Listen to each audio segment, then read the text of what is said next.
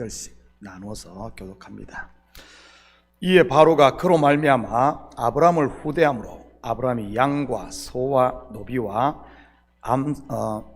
암수 나귀와 낙타를 얻었더라.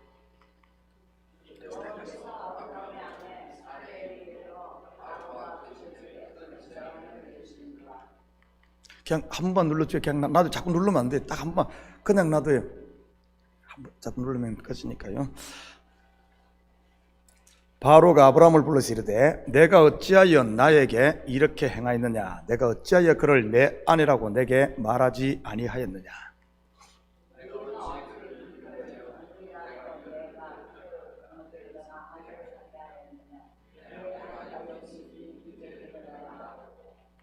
함께 읽겠습니다. 바로가 사람들에게 그의 일을 명하매 그들이 그와 함께 그의 아내와 그의 모든 소유를 보냈더라.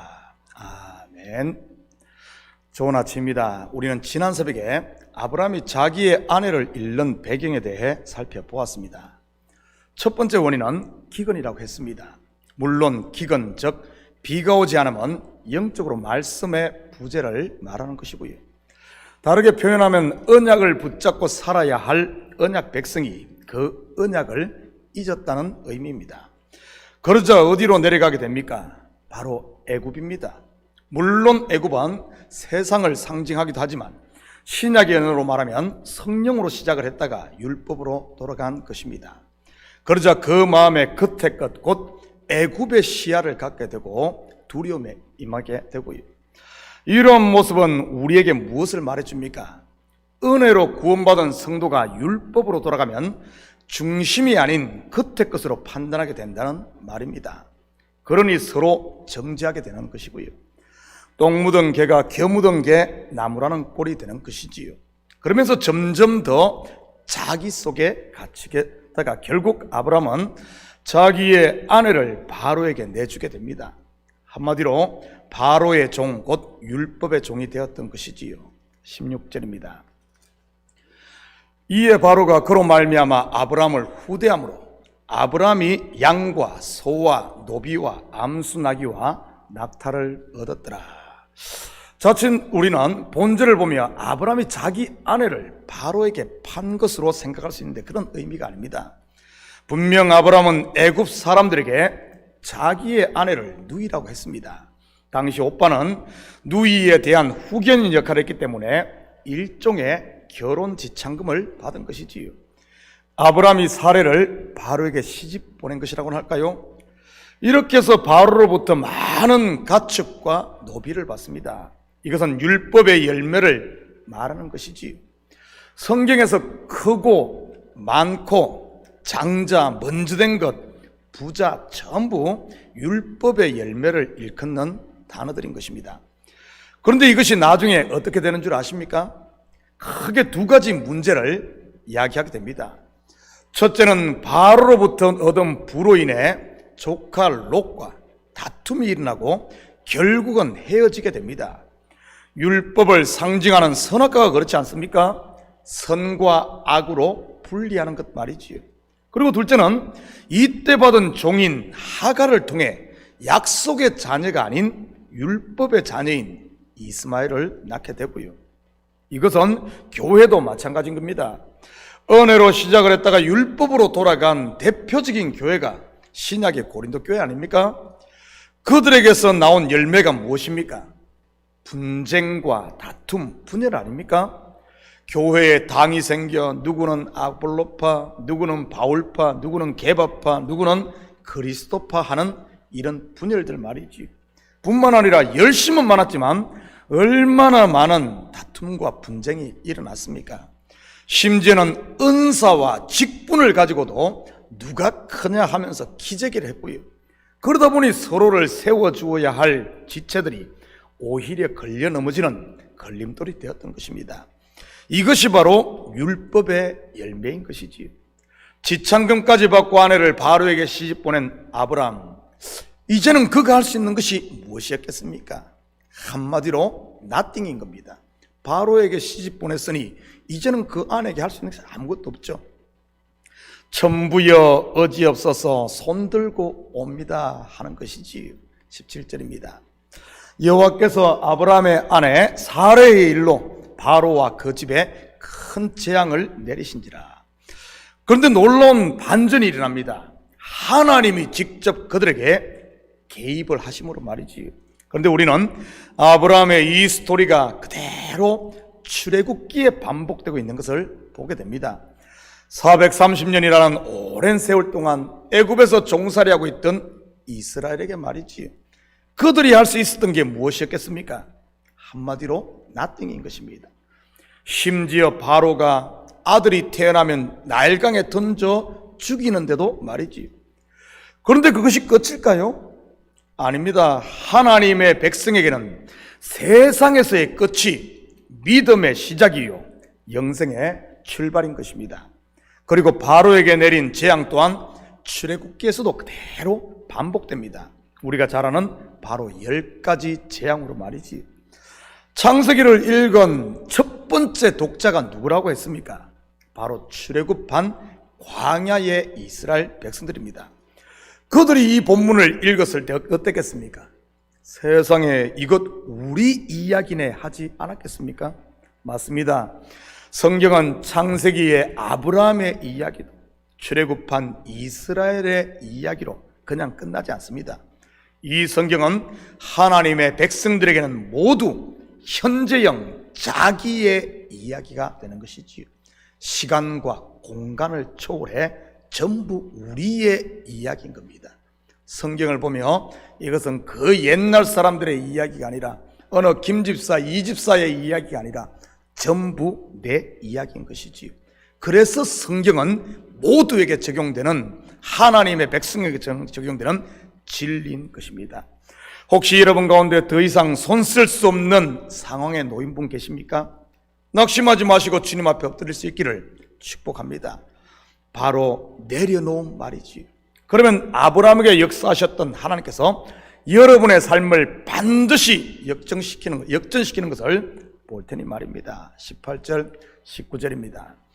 바로가 아브라함을 불러서 이르되 내가 어찌하여 나에게 이렇게 행하였느냐? 내가 어찌하여 그를 내 아내라고 내게 말하지 아니하였느냐?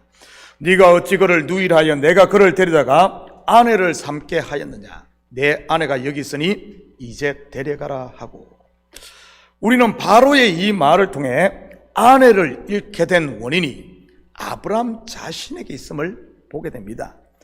그리고 다시 아내를 찾은 것은 아브라함의 노력이 아닌 하나님의 전적인 은혜로 된 것이고요.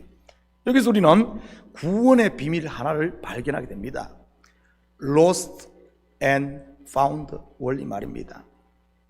잃었다가 찾는 원리. 우리가 바로 잃었다가 하나님이 찾은 것이요, 하나님께서 예수 그리스도를 잃었다가 십자가에 내주었다가 다시 부활시킴으로 찾는 이 원리 말입니다. 선악과를 따먹고 죄의 유혹에 빠진 것은 아담과 하와에게 있고 그에게 가죽옷을 지어 입혀주시는 분은 하나님입니다.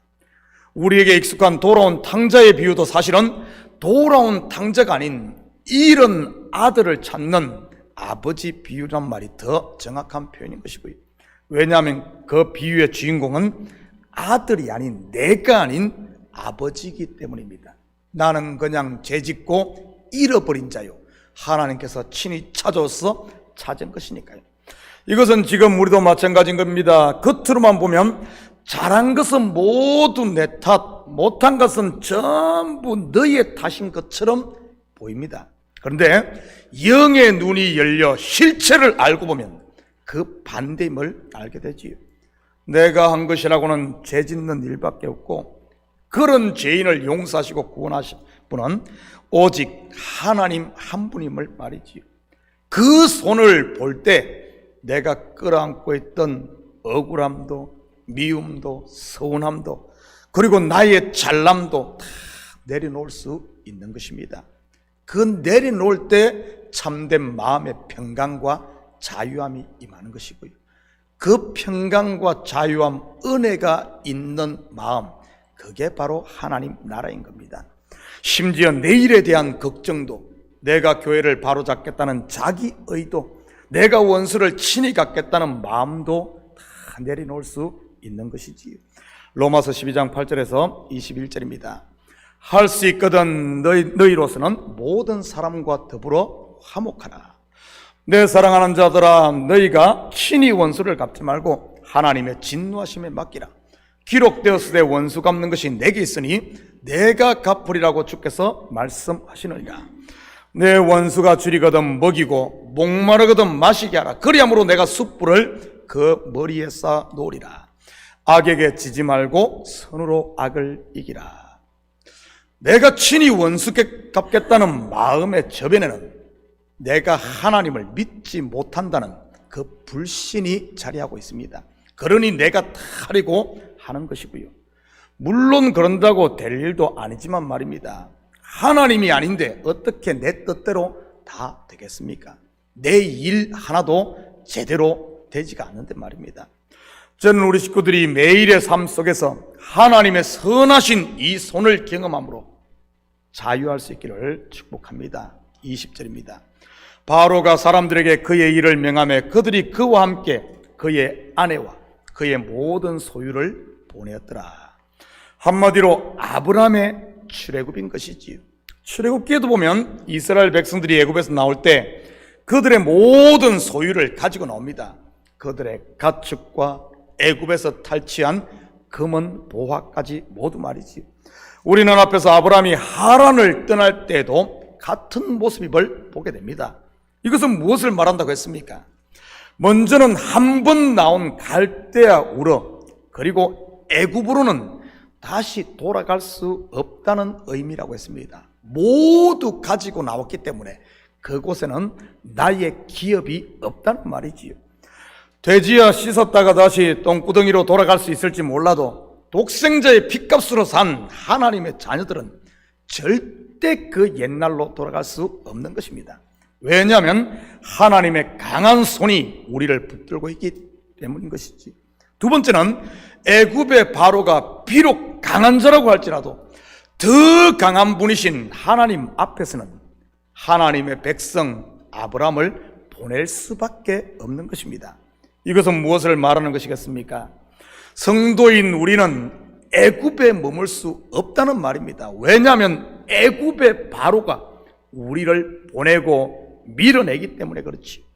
사망이 우리를 밀어낸다는 말입니다. 마치 물에 기름이 섞이지 않는 것처럼 말입니다. 그래서 성도는 세상으로부터 나온 사람인과 동시에 세상이 떠밀어내는 사람인 것입니다.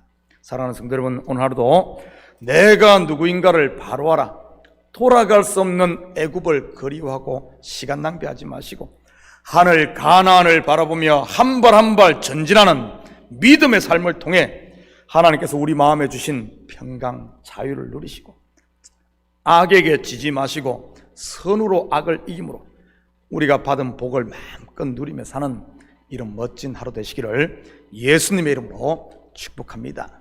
같이 기도하십시다. 사랑의 아버지 하나님, 참으로 감사드립니다. 이 새벽을 깨우시고 아버지 하나님 다시 주님 앞에 서게 하심을 참으로 감사를 드립니다. 맞습니다. 우리는 세상에 속한 것 같지만 세상에 속하지 아니하고 하늘에 속한 아버지 하나님, 하나님의 자녀임을 우리가 빨리 인식해 아버지 하나님 육신의 소리에 육신의 생각에 아버지 하나님 우리의 마음 빼앗기지 않도록 지어두시고 아버지 하나님 성령의 아버지 하나님 생각에 우리 마음을 맡김으로 하늘 가나안을 향해 전진하며 주께서 우리 마음에 심으신 은혜와 평강 자유를 누리며 살게 도와주시옵소서. 수고하고 무거운 짐이 있다면 이 새벽 다 주님 앞에 내려놓게 하시고 주님이 주시는 가벼운 멍에 다시 한 번 더 우리가 해야 할 사명들을 깨닫고 전도하며 선교하며 서로 사랑하며 위로하며 감싸주며 용서하는 이런 하나님 백성의 삶을 살아갈 수 있도록 축복하여 주시옵소서. 감사드리며 예수님의 이름으로 기도드립니다. 아멘.